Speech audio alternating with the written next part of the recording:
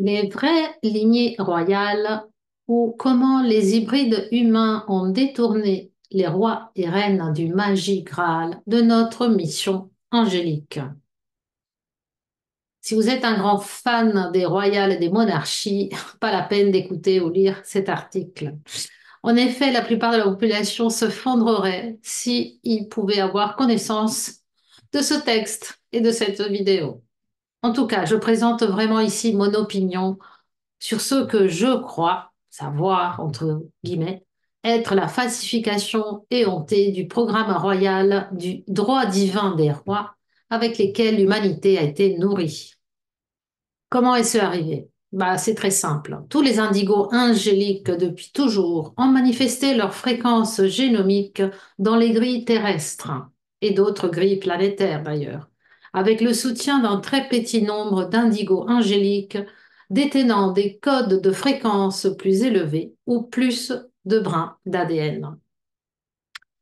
Ceux-ci étaient connus sous le nom des rois et reines du Graal magie, du Magie Graal, des différentes 12 tribus de l'humanité angélique originelle. Ils n'étaient pas adorés ou priés et considérés comme divins, pas plus que tous les angéliques savaient que tous les aspects de Dieu source étaient divins. Mais leur connaissance des lois cosmiques et des processus d'ascension et d'évolution biospirituelle était en réalité vénérée. Et c'est cela qui a placé les rois et reines du Magie Graal comme étant spéciaux au sein de leur communauté tribale respective. Ils détenaient également les codes de séquence permettant d'aligner les portails stellaires qui étaient à utiliser lorsque l'ascension était nécessaire.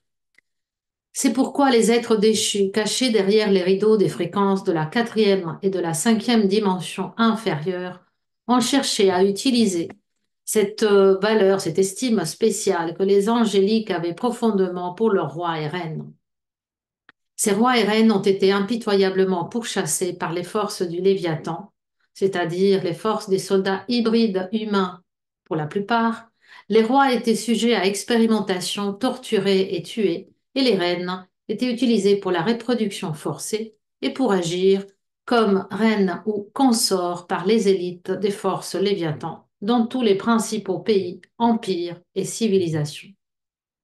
Les rois et reines du Graal Magie détenaient leurs codes spéciaux parce qu'ils appartenaient à la lignée bleue Maharaji de Sirius B dans la dimension 6, dont beaucoup vivaient dans la terre intérieure et ont été ici en tant que nos protecteurs et gardiens de notre mission angélique. C'est de là que vient la référence au sang bleu concernant la vitalité de la lignée des élites royales de notre monde géopolitiquement déchu. Ils étaient de sang bleu parce qu'ils appartenaient à la lignée de la race bleue Maharaj. Du moins, c'est ce qu'ils prétendaient. Ils ont bien sûr revendiqué beaucoup de choses au cours des millénaires, la revendication la plus puissante étant qu'ils détenaient le droit divin donné par Dieu d'être roi et reine du monde. Le Dieu à qui appartenaient dépendait du Dieu du collectif déchu derrière eux, évidemment. La reine Élisabeth II de Grande-Bretagne a affirmé que sa lignée remontait jusqu'au roi David d'Israël en 1000 avant Christ. Mais ce qu'elle ne déclarerait pas, c'est que, si son affirmation était vraie, c'était parce que elle et sa lignée familiale avaient simplement été sélectionnées par le collectif déchu derrière sa promotion, entre guillemets, et cela était dû au fait que le roi David était un Templier Anunnaki hybride du Léviathan, qui a reçu une véritable reine du Graal avec laquelle se reproduire. Il le faisait régulièrement avec les reines angéliques du Graal afin qu'elles puissent revendiquer le lien de sang extraterrestre, voler les codes de ces indigos et les transmettre à leur propre lignée. Lorsque le prince Charles a épousé la princesse Diana, la reine était ravie, mais pas à cause du bonheur de l'eurocouple. Elle était ravie car sa lignée familiale avait finalement, apparemment, acquis les codes ADN d'un indigo angélique, Diana, ayant les liens historiques avec une lignée de rois et reines du Graal, donnant ainsi une plus grande légitimité au Windsor, entre guillemets, car il ne l'était pas non plus.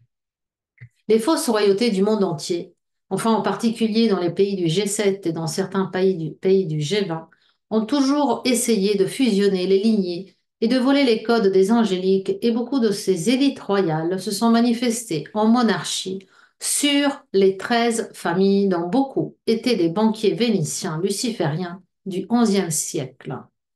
La famille Farnèse, par exemple, a fait son apparition dans la famille royale espagnole il y a longtemps, et cette famille a détenu un grand pouvoir sur les énergies géopolitiques de notre monde et a utilisé ses relations royales pour consolider ce pouvoir. En effet, le prince William de la monarchie britannique est marié à une lignée des Rothschild et on parle beaucoup de William lui-même n'étant pas du tout du sang de la reine. Il y a eu tellement de battages médiatiques, de fausses nouvelles et de distorsions sur tout ce qui est royal et magistral tout au long de notre histoire, que la vue de tapis rouges et des fausses médailles et des casques à plumes et de tresses d'or, de la magnificence régimentaire et des médailles d'or, ferait honnêtement n'importe quel angélique véritable, simplement rire hystériquement de la charade, jusqu'à ce qu'ils se souviennent du prix horrible, choquant et terrifiant payé par leurs frères pendant des milliers d'années afin d'alimenter cette rapacité, ce désir de pouvoir et d'obéissance. Certains de ces membres de la famille royale moderne sont-ils des êtres humains bons et généralement gentils? Mais oui, bien sûr. Par contre, il faut dire que tous les royaux, royales qu'on voit sur les médias actuellement ne sont pas les vrais. Hein. Bon, déjà, ils n'étaient pas vrais en temps normal. C'était pas, ils en avaient pas l'autorité. Ils l'ont juste volé. Mais ce qu'on voit actuellement sur les médias, ce ne sont que des doubles, des pantins, des acteurs ou bien de reproductions holographiques, du CGI, comme on dit en anglais. Beaucoup d'entre eux détiennent des codes. Alors, par contre, il y en a justement qui sont quand même pas si mauvais que ça, parce que beaucoup d'entre eux détiennent des codes angéliques indigo. Mais ils étaient aussi stupides que la plupart d'entre nous au cours de nombreuses vies. Et ils sont nés à plusieurs reprises en saignée familiale Illuminati, afin que leur code et leur énergie restent purs et intacts, non souillés par le sang et les attitudes plus faibles des humains primitifs sur lesquels ils régnaient. Et y a-t-il eu des rois et des reines du Graal dans l'histoire? Bien sûr, la reine, par exemple, Hatshepsut, autrefois pharaon d'Égypte vers 1450 avant Jésus-Christ, était un pharaon puissant et la demi-sœur de Toutmosis III, qui est bibliquement connu sous le nom de Moïse. Mais Moïse était à moitié Anunnaki et n'a pas libéré les Juifs de la captivité égyptienne, mais a utilisé une technologie volée de l'Arche de l'Alliance par la Fédération galactique pour soulever les forces Léviathan des peuples Hyksos d'Égypte, parce que cette nation a été reprise par les forces d'un autre collectif déchu, les Draconiens. Moïse a volé un outil de l'art de l'Alliance pour faire des ravages et des destructions sur les Hébreux, et non pas pour trouver la terre promise, mais pour la voler aux Hébreux détruits, les originaux. C'était le plan, mais il a été stoppé par Hatshepsut qui a volé l'outil et rétabli l'héritage du Graal. Un autre roi du Graal était le roi Arthur. Oui, le grand roi d'Angleterre et du pays de Galles, parfois légendaire et le plus souvent mythique avec sa table ronde et de chevaliers. Il était en fait originaire des îles restantes de l'Atlantide, avec la reine du Graal, Guenièvre, née d'une mère de l'Alliance d'Émeraude. D'ailleurs, Guenièvre n'a pas eu de liaison avec Sir Lancelot. C'était un hybride luciférien Lancelot, de la force Léviathan, travaillant pour le collectif nibiruin Thoth Inki. Et il avait une liaison avec la sœur d'Arthur, Saléane. Il était envoyé à la cour du roi Arthur pour mettre fin à la mission du roi. Lancelot était un méchant fondamentalement, tout comme Merlin, enfin, en partie Merlin, et ça c'était une grosse déception de ma part aussi, puisque lui aussi est né d'une lignée hybride Anunnaki et est passé de l'alignement de l'Alliance d'Émeraude dans un premier temps de sa vie à la poursuite des arts sombres. Son vrai nom était Victor Horus. Mais bien sûr, la littérature nous dit qu'Arthur était un personnage mythique et que Lancelot et Merlin étaient des héros gentils et valeureux.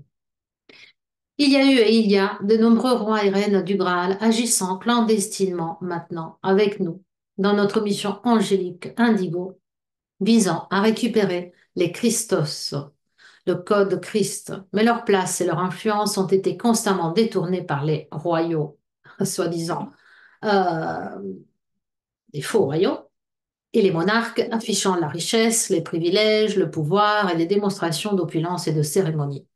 Les rois et reines du Graal originaux n'ont jamais fait cela. Leur objectif était de soutenir la population dans la connaissance cosmique et dans la mise en œuvre des voies sacrées de vie et d'ascension. Mais le sang de ces rois et reines du Graal a toujours été convoité par les déchus et leur élite hybride humaine. Et en effet, c'est pourquoi encore il existe des collectifs d'êtres déments sur Terre qui cherchent à voler le sang de n'importe quel humain, et en particulier de ceux dont les codes portent la lignée des angéliques indigos. Tous les royaux et monarques modernes, à l'exception de ceux qui ne sont désormais que des simples acteurs ou clones, ont fait partie d'un programme déchu visant à contrôler les comportements et à garantir la conformité de tous les humains dans les pays où les rois et les reines ont joué un rôle important dans leur culture. Les déchus connaissent cette importance et l'utilisaient donc pour manifester leur pouvoir sur les populations de la Terre en se faisant passer comme descendants des lignées du Graal, en se reproduisant avec les femmes indigos et en utilisant leur code sanguin pour susciter le respect des tribus angéliques qui, au fil du temps, croyaient à la bonté et au droit divin de ceux qui les dirigeaient. Ils ont tous été des renégats qui ont utilisé leur tapis rouge sang pour consolider leur pouvoir et se sont infiltrés dans les lignées des tribus christiques afin qu'ils puissent contrôler les grilles de fréquence de notre monde et devenir comme nous. Un plan de la situation de l'existence de monarchie sur Terre, enfin c'est déjà la fin, hein. Il devrait être mis à jour. Parce que désormais, même le Canada n'est plus sous contrôle de la lignée royale anglaise en Grande-Bretagne. Bien sûr, les Windsor ne sont plus de ce monde et n'ont plus aucun pouvoir d'agir. Et voilà la différence entre ceux on nous bassine, nos idoles des monarchies, hein, sur les revues de presse, sur les revues féminines notamment, mais pas que. Et voilà l'énergie que j'ai capté en cherchant sur Internet de ce que je ressens être les vrais couples royaux du monde, les couples indigos de la lignée Magie Graal.